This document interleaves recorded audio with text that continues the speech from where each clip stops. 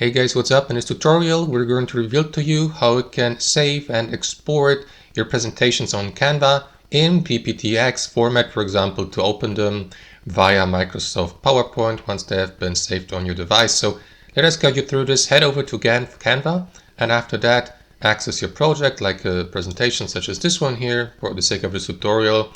And basically, guys, what you need to do is click on this share button in the top right corner, but instead of clicking on download here, click on see all here or on these three dots, and after that you will see a list of output file formats here, like for example external cloud storaging platforms like OneDrive, Dropbox, Google Drive, and you may also choose Microsoft PowerPoint to download and to export your PowerPoint presentation like that in that file format. You may also select the pages, so select all pages or current pages, or select all or specific pages. That's totally up to you.